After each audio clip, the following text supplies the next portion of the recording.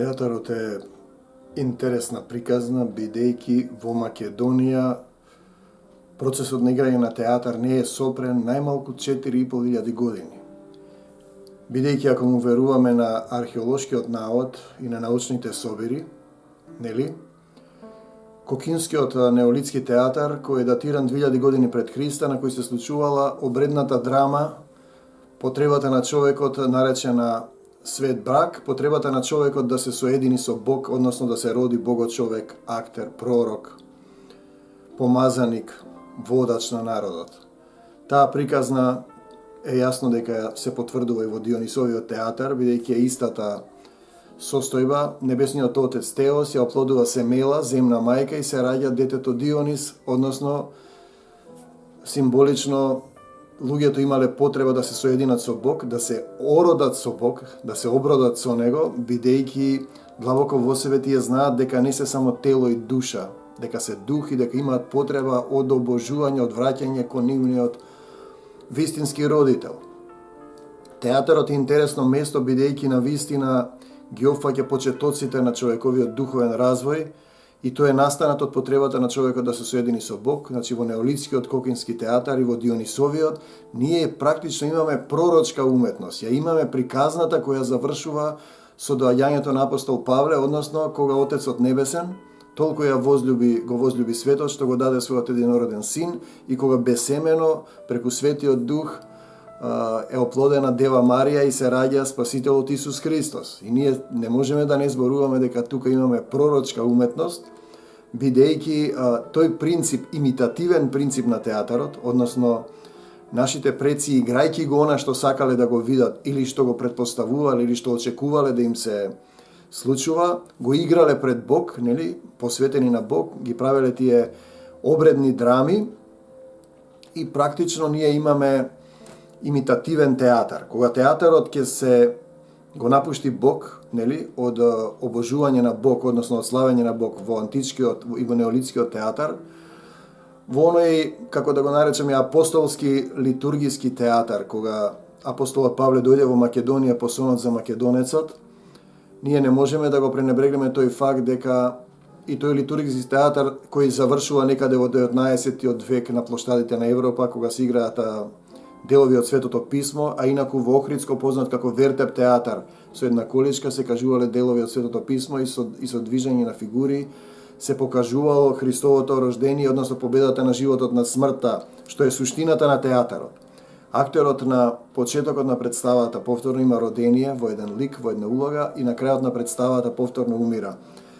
Ние зборуваме за еден принцип на победа на животот на смртта, и секако тука го имаме Еврипидовиот принцип кој доскоро беше непознат во македонската театарска наука. Deus en machina, на почетокот и на крајот на представата го повикувал Господ да пресече. Ако ги видите античките драми од македонската антика, Баханали, Дионисови и сето она што е напишано, ќе видите дека античката драма се бави на односот на човекот и Бог, и дека тоа е практично духовна драма, односно литургиска драма. Ние имаме таму хорови, опевање на божици, на богови, славење на богови, дали човекот треба да суди или не, сето она што го има и во, денеска можеме да го наречеме, во една литургиска драма, во она што го има во православните храмови, каде што повторно имаме хор, имаме беседи, имаме поука, имаме дејство, она што, например, ја носи суштината на театарот. За волја на вистината, додека го пишував докторскиот труд од обред кон театар и го истражував тој обреден, односно духовен театар, мислам дека театарот без дух станува на вистина само еден имитативен чин. Видете, ние го имаме оној момент кога се фрла крстот во реката, нели, на водици, и практично тоа е имитативен чин на крштевањето на Исус Христот во реката Јордан од страна на Свети Јован Крстител. Слава му на Бога, крстен сум во реката Јордан пред неколку години и навистина го доживеав тоа вистинско чувство, кога вие се потопувате во водата, умира стариот човек и се раѓа еден нов човек. Богот човек, така да речеме, човек сличен на небесниот, ги умира греховниот човек и се раѓате повторно во Бог, во Христа, односно се соединувате како еден дух со Него. Принципот на театарот подразбира место за гледање. Ако ги земете двата збора од кој на јазикот, од времето на Александар Македонски, царскиот јазик на Александар, теа и атар значи место за гледање. Исто така и зборот обсерваторија, нели, како што е Кокинскиот неолитски театар, исто значи место за гледање. Во едниот случај театар, односно кој што го вели Шекспир, цел свет е театар, се гледа што вие играте, го имитирате дејството, односно правите нешто кое е богоугодно и го молите Бог да ви го даде. Зборувам за античкиот Дионисовиот театар и за неолитскиот, нели, кога театарот бил посветен на Бог. Во вториот случај во обсерваторија е моментот на соединувањето на светиот брак Хиеросгамос, кога вие сте гледале кон небесата и сте чекале знакот Бога да се роди избраникот, богочовекот, кој ќе ги кажува Божјите зборови. Значи, и обсерваторија, и театар значи место за гледање. Тоа е место каде што вие можете да се погледнете и да загледате кои сте и што сте, нели, потребата на човекот да се соедини со Бог, дали човекот треба да суди или не, или да ги остави принципите на Еврипид, кој велел оставам се во твои раце, Господе, Деусен махина, кој добро ги знаел принципите на озвучен збор. Ако го земете Аристотел и неговата реторика, и ќе видите колку принципи на зборот тој познавал уште пред да дојде она што потоа е учењето на Исус Христос, односно кога Отецот Небесен го испрати својот во вистинскиот жив театар. Значи не е тоа повеќе имитативен театар, туку доаѓа вистински жив и реален театар. Два збора кои го објаснуваат цело ова се двата збора од кој на јазикот. Да не заборавиме дека и на кој на јазикот е напишан Новиот Завет, односно тој е јазикот на царската империја на Александар Македонски, кој сакал да направи еден јазик за сите. Ите тоа е повторно оној повтеж после Вавилонската кула, кога луѓето сакале да изградат кула и да се качат до Бога, да бидат како богови, кога Господ им ги измешал јазиците, бидејќи се уште не се зрели за тоа. Целата суштина на човековиот грев дека вие мислите дека сте богови, така да во театарот, првиот обреден театар, вие играте за Бог, го славите Бог и чекате од него да дојдат драмите и делото што треба да ги направите и да ги озвучите, додека во современиот градски театар човекот го заборава Бога, тој самиот се обожува, себе обожување, идолопоклонство и почнува самиот да создава и самиот е создател без Бог. Еден интересен интелектуалец со кого сме дискутирали на оваа тема, тој мисли дека Бог му дал дарби, му рекол сега веќе не ти требам и можеш да правиш што сакаш. Но, ако не ги знаете принципите на озвучен збор, дека во зборот практично има дејство кое е тргнато кон материализација, да зборувам на современиот јазик, а тоа можете да го прочитате и во Стариот Завет во Битие, дека вековите се создадени од Божји збор и од невидливото произлегува видливото, дека Бог со збор и рече Бог нека биде светлина и би светлина. И го создаде Господ Бог, човекот по образот Божји го создаде. Нели, ако размислувате дека на почетокот беше Словото, како што се вели во Јованово, и Словото беше во Бога и Бог беше Словото. Ако вие размислувате дека Словото на вистина има сила, инаку како би бил театарот тогаш значаен, ако мислите дека само озвучувате, тоа е како кога тропаат кантите и дека зборовите немаат причина и последица каде поаѓаат и каде завршуваат. Озвучен збор е тргнат кон материализација. Доказ за тоа се двата збора кои ги имаме во царскиот македонски јазик од времето на Александар Македонски, коине, каде што зборот логос значи Божји збор сложен, ложа, нели го имаме тој збор каде нешто каде што се заложува, односно каде што се зрее, и кога тој ќе се озвучи, тој се нарекува рема, рама, односно д.рама, драма. Видете, драма значи озвучен Божји збор. Ако ги видите Орфеевите химни, кои ние ги имаме 1200 години и нешто таму пред Христа, и кои се практично исто слични се на драмските дела од античката драматургија, ќе видите дека постојано тој им се обраќа на боговите и на божиците кои тогаш биле познати во светот. Најинтересно од се е дека и најпримитивните народи на светот имаат потреба од обожување на некој Бог, бидејќи човекот длабоко во себе си знае дека не е само тело и душа, туку дека е дух.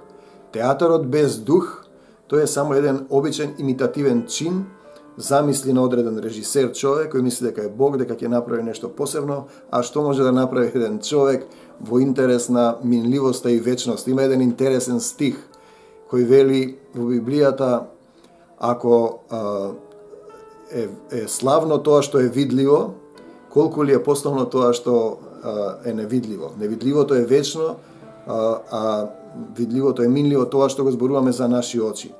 Играјќи и истражувајќи го обредниот неолитски театар, на Кокино за време на мојот докторски труд од обред до театар, покрај тоа што ги истражував и обредите на води и бев присутен на тоа што значи еден молитвен збор со успатен со вера, збор со власт, што вика Библијата, слово дадено со власт и сила, каде што после молитви заедно со истражувајќи го кај пастор Константин Кајшаров, кај Ѓорги Филев и кај Штет Златко Давидковски од Режановце, каде гледав што значи кога луѓето ќе поверуваат во зборот, како се материализира таа состојба на озвучен збор и на кажан збор.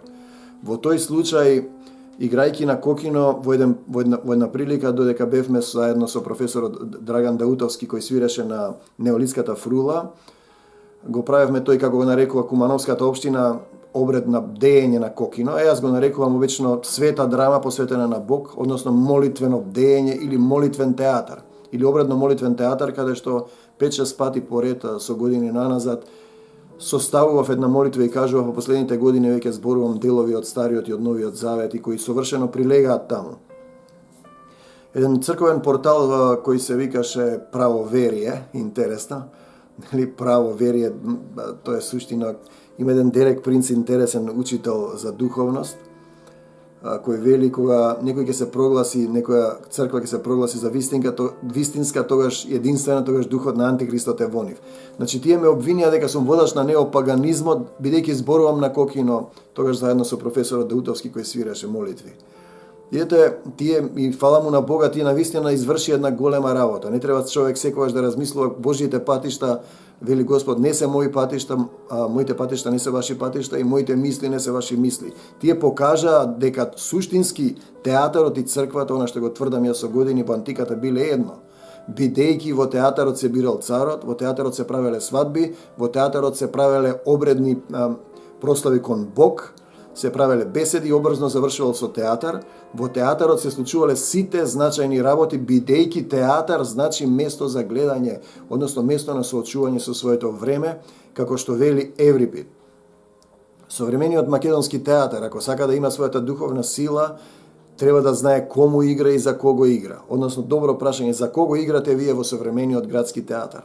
Играте за политичарите, за властите, за себеафирмирање, она што Гротовски го нарекува публикотропизам, себеафирмација, театарски туризам, она што Питер Брук го нарекува театарот е потрага по Бога, она што Гротовски го нарекува свет актер, кој се качува на сцената за да ја просветли публиката, она што Џулијан Бек го нарекува не идам во синагога, одам во театар за да се роди еден нов човек, да се роди еден нов избраник кој ќе ја зборува вистината.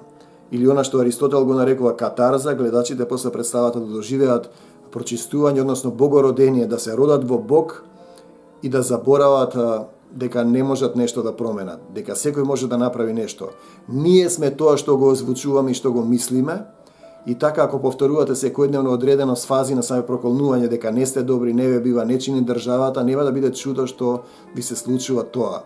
Бидејќи зборот рема од логос кога тргнува драма, значи озвучен збор кој е тргнат кон материализација. Во тој контекст, современите драмски актери и режисери, ако не разбираат дека да се создава театар, а да не се верува во Бога, е опасна работа.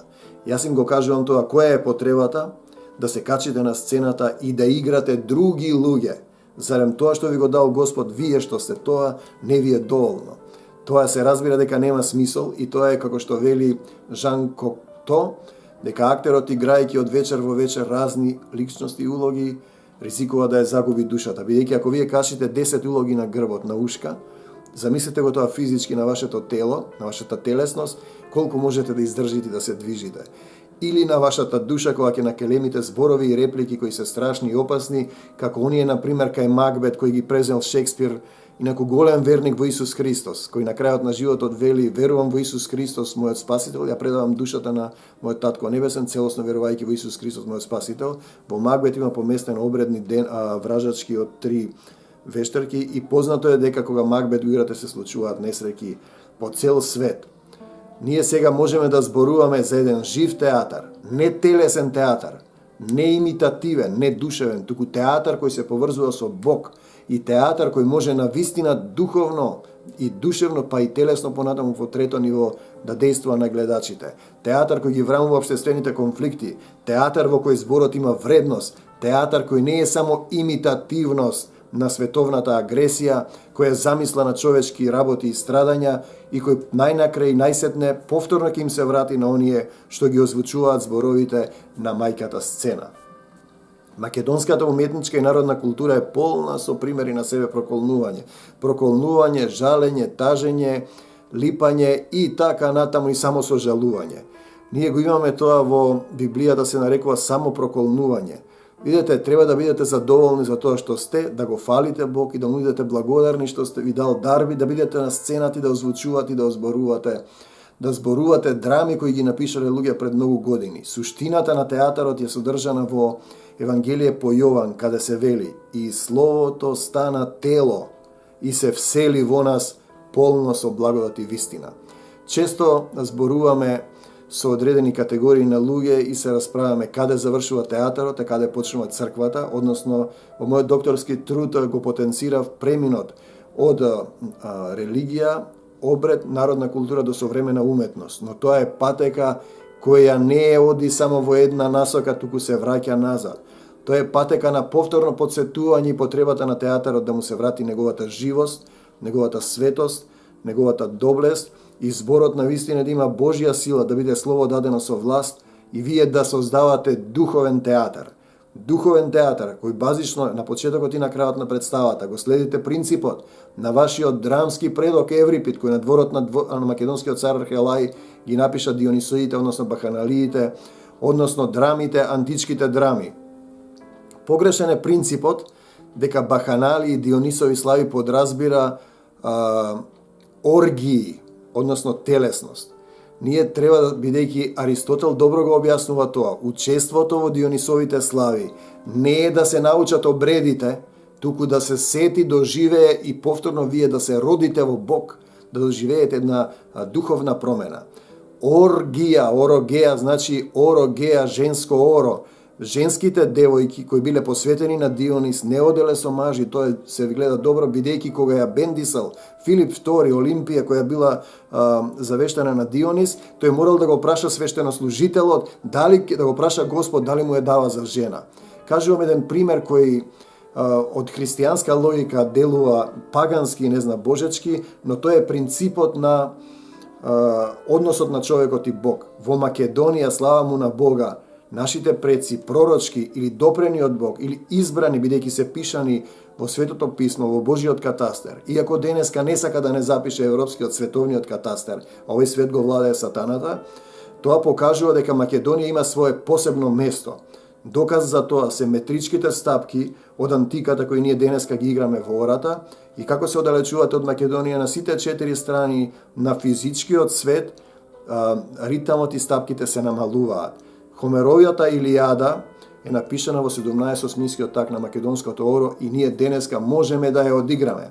Кај Хомера исто така, кој е пишува 1200-1500 години пред Исуса Христа, инаку и тоа е погрешно, бидејќи Исус Христос бил присутен кога терминот пред Исуса Христа, кога Отецот Небесен заедно со Светиот Дух го создавал овој свет, значи кога бил вистинскиот создател, ние зборуваме кај Хомера за пророчка уметност, бидејќи Аполоновиот свештенослужител кој се вика Хрис и чија стокерка Хрисеида ја грабнала Агамемнон, го моли Аполон им фрлат шума на хајците и тие гинат.